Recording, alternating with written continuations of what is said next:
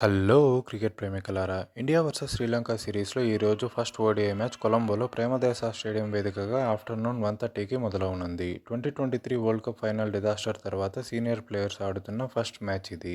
Records చూసుకుంటే కొలంబోలో కోహ్లీకి అద్భుతమైన రికార్డు ఉంది. జస్ట్ 10 ఇన్నింగ్స్లో ఏకంగా 107 యావరేజ్తో 644 రన్స్ చేశాడు with 4 centuries and 1 half century. ఓడిఐస్లో కరెంట్ శ్రీలంక ప్లేయర్స్ అందరు రన్స్ కలిపినా కోహ్లీ చేసిన రన్స్ కంటే తక్కువే ఉన్నాయి. అలానే సిరాజ్కి ఓడిఐస్లో శ్రీలంక పైన అద్భుతమైన రికార్డు ఉంది. లాస్ట్ 2 మ్యాచెస్లో అయితే శ్రీలంకని సిరాజ్ వణికించేశాడు.